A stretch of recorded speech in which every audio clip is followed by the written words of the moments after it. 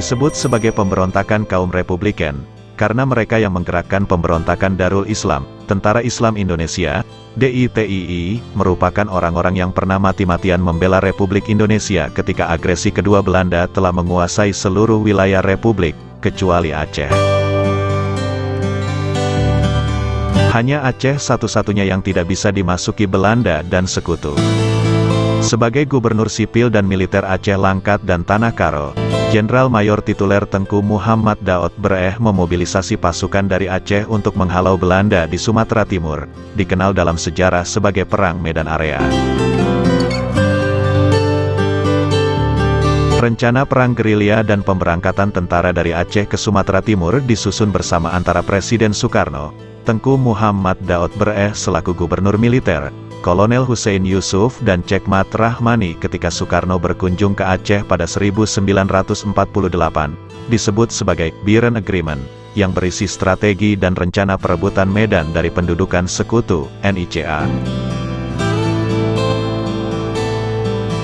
Dalam kunjungan ke Aceh itu pula Soekarno menangis di depan Tengku Muhammad Daud Bereh meminta rakyat Aceh untuk membelikan pesawat untuk kebutuhan diplomasi Indonesia, serta untuk menembus blokade Belanda.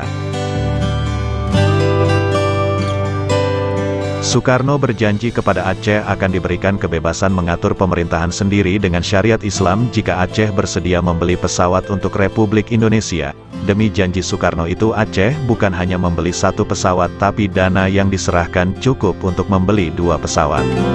Namun Soekarno hanya membeli 1, sisa dana digunakan untuk kebutuhan diplomasi perwakilan Indonesia di luar negeri. Soekarno dalam pidatonya di Aceh berkata bahwa Republik Indonesia yang hanya tinggal setangkai payung, yakni Aceh, harus menyelamatkan, kata Soekarno. Rakyat Jawa menaruh harapan besar pada Aceh, tapi ketika tujuannya sudah tercapai, Soekarno bukan hanya ingkar janji, tapi malah mengkhianati Aceh. Ini salah satu alasan pemberontakan DITII Aceh. Pemberontakan DITII Aceh juga unik. Sebelum memberontak diberitahu dulu kepada Presiden Soekarno. Aceh mengultimatum Presiden Soekarno jika janji yang sudah diucapkan tidak ditepati, dan hak-hak Aceh tidak dipenuhi, maka Aceh akan melawan. Dan terbukti, Soekarno bukan saja tak menepati janjinya terhadap Aceh, tapi mengkhianati Aceh dengan cara membubarkan Provinsi Aceh menjadi bagian dari Provinsi Sumatera Utara. Menghadapi ultimatum Tengku Muhammad Daud Bereh itu, Presiden Soekarno bukan menyelesaikan masalah, tapi pemerintah pusat menyusun les hitam yang berisi rencana pembunuhan 300 tokoh Aceh.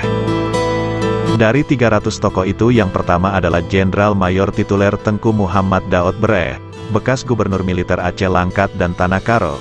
Tentu saja Daud Bereh tidak terima, makanya DITII Aceh diproklamirkan. Ketika mengetahui bahwa Aceh tidak hanya sekedar menggertak pemerintah pusat, tapi benar-benar memberontak, Presiden Soekarno mengirim Wakil Presiden Muhammad Hatta untuk membujuk agar Tengku Muhammad Daud Bereh mengurungkan niatnya menggerakkan pemberontakan rakyat Aceh terhadap Republik Indonesia. Tapi, Wakil Presiden Muhammad Hatta yang dikenal sangat dekat dengan Tengku Muhammad Daud Bereh juga gagal meyakinkan Aceh untuk tidak memberontak. Dengan tegas Tengku Muhammad Daud Bereh berkata kepada Wakil Presiden Muhammad Hatta.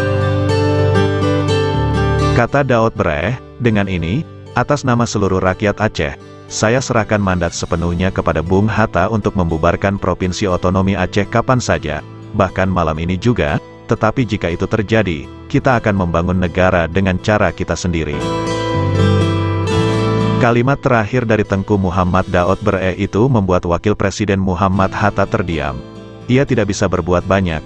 Akhirnya pemberontakan DITII Aceh diproklamirkan oleh Tengku Muhammad Daud Bereh pada tanggal 21 September tahun 1953. Setelah itu, pemerintah pusat mengirim tentara untuk menumpas pemberontakan DITII Aceh.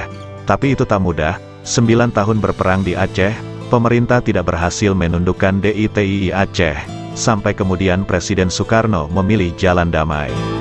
Wakil Perdana Menteri M.R. Hardy dikirim ke Aceh, dikenal dalam sejarah sebagai misi Hardy.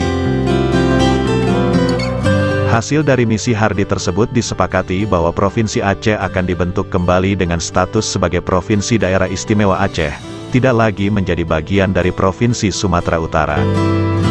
Aceh diberikan 3 keistimewaan, yakni bidang agama, syariat Islam, bidang pendidikan, dan bidang adat budaya.